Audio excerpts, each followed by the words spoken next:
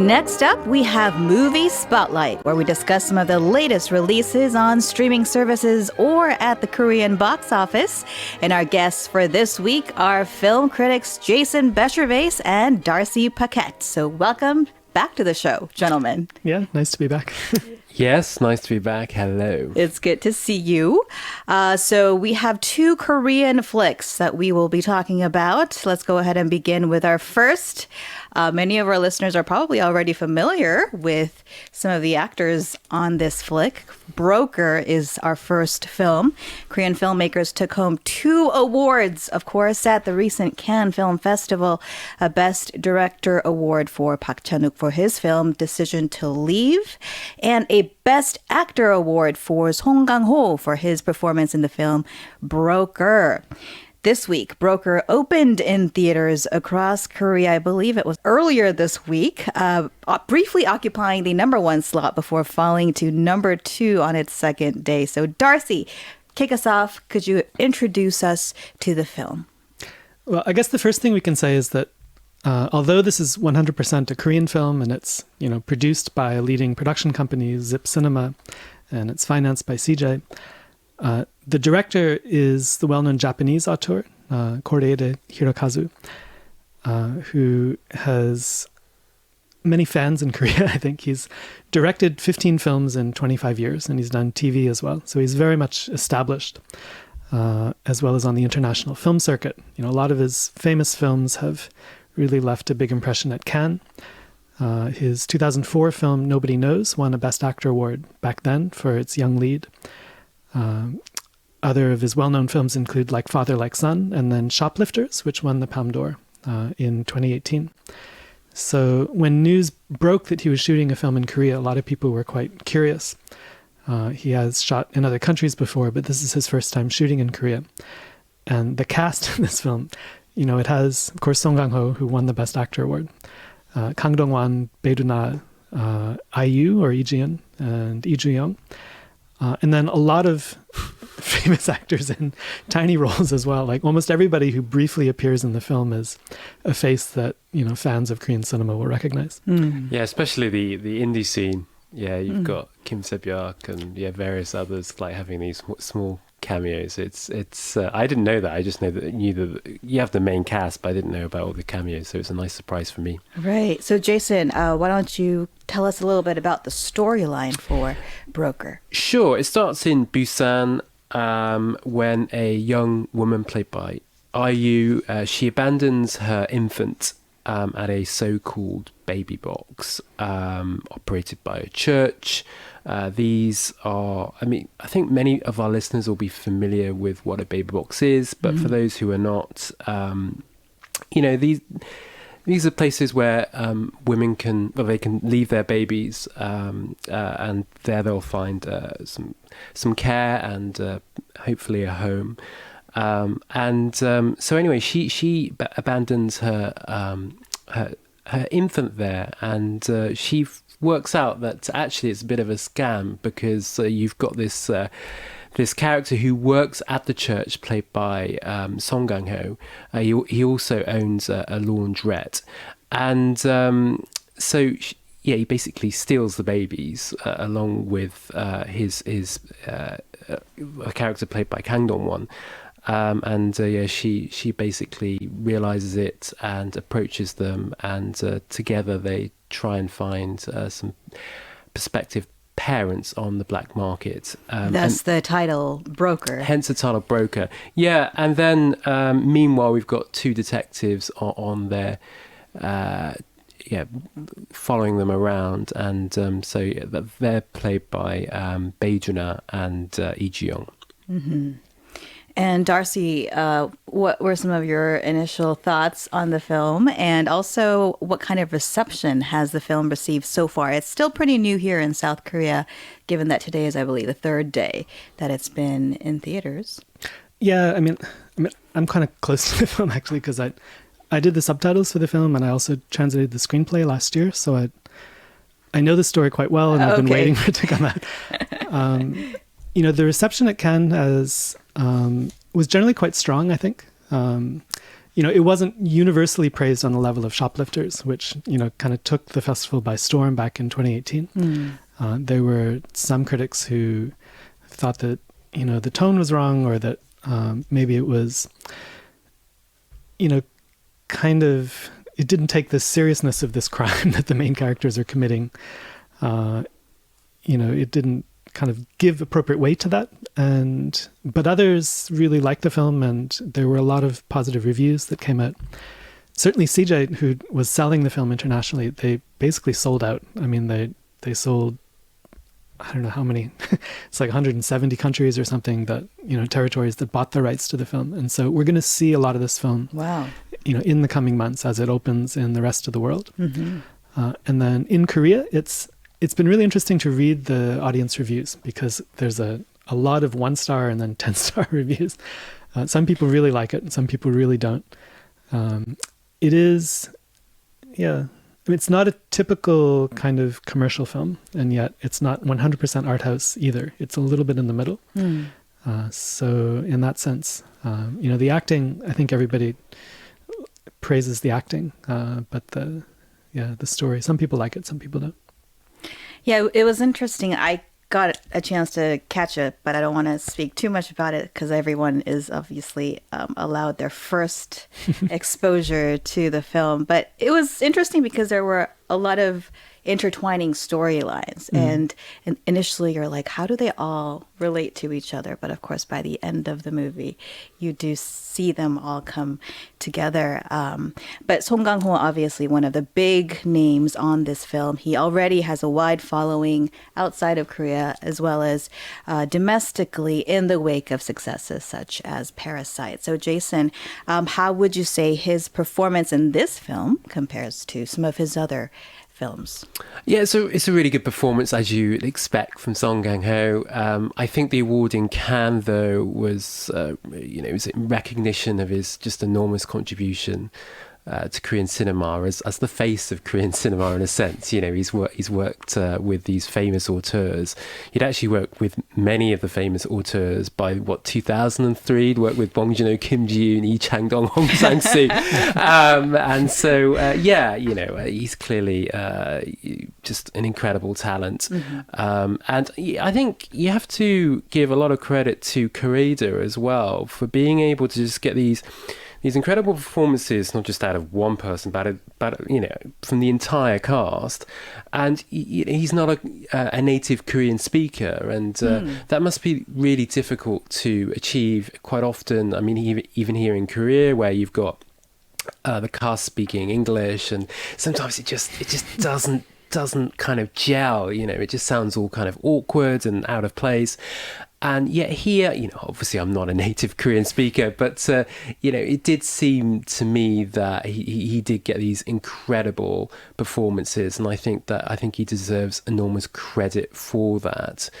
Tonally, though, I think the film it's I don't know. I still don't know where I stand, to be honest, because it is a very, very difficult subject matter. These baby boxes, you've got these desperate mothers who are just left with no choice, and you've got these two characters who are essentially selling babies on the black market, and we feel sympathy for them. And I don't know, I struggle with that, but the film looks fantastic. It's shot by Hong Kyung-pyo, who's one of the most talented cinematographers, not just in Korea but in the world.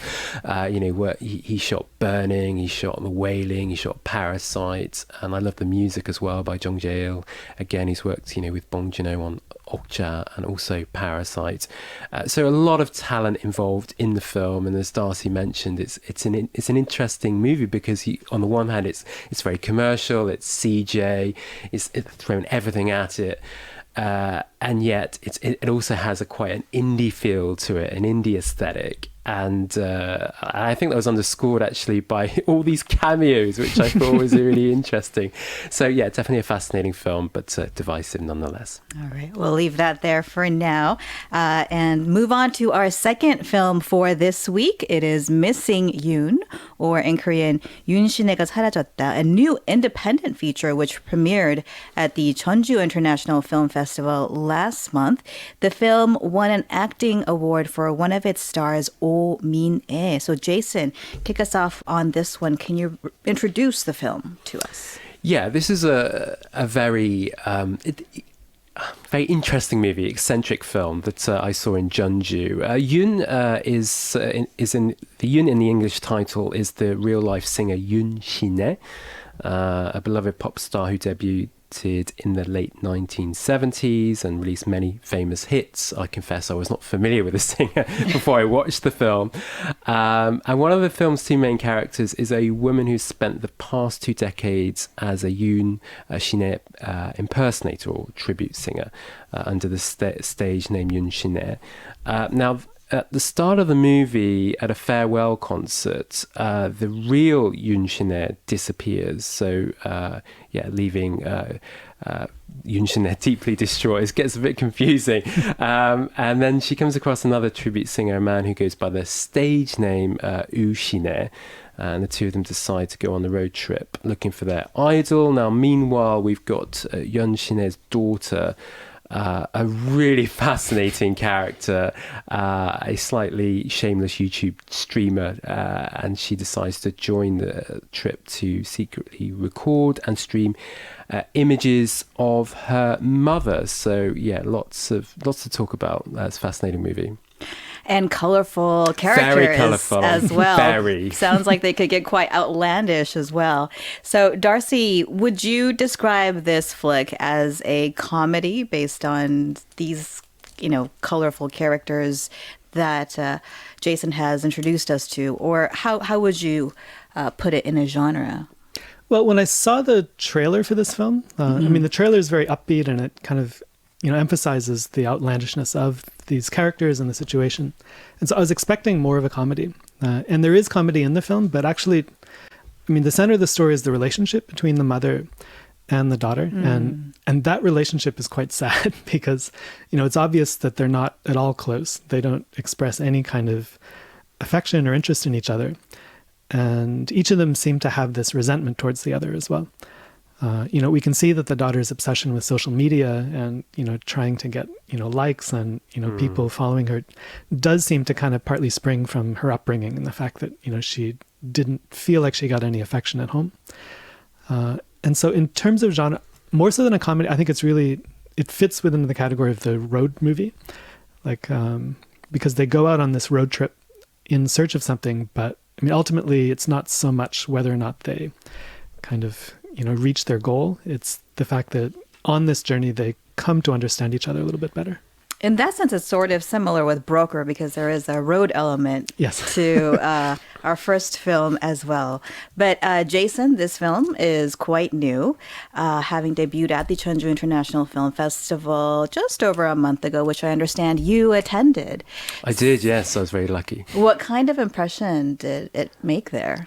Good impression. Overall, the Jeonju films were quite strong. I was lucky to see quite a lot of them, actually. And I think one of the striking things this year for me, I'd be interesting to hear what Darcy thinks as well, is that quite often Korean indie films, they can be, quite frankly speaking, very depressing and dour. And, and that's understandable. They're dealing with difficult issues, especially, surrounding young people, high unemployment and just trying to make ends meet and so on and so forth. But this year I felt that while these films, they were still tackling, difficult issues and themes, but at the same time they were, I guess, a little bit more upbeat, a bit more optimistic, colourful, and certainly this film is an example of that. And finding humour in the most, unlikeliest places, in the direst of situations. Yeah, sometimes. So I think, I really like this film. It's very colourful, very eccentric. Ji-eun plays the YouTube streamer, and she's just fabulous. She was in Believer. She made a real impression in that film.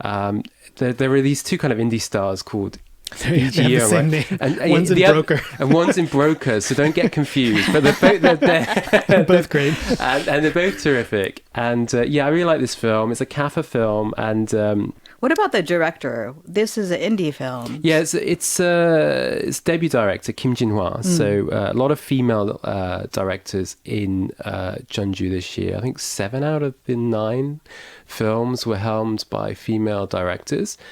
And yeah, this is very much female led. And so Jeonju kind of really, I mean, Busan have been doing a great job as well in trying to invite films, by Korean or female directors.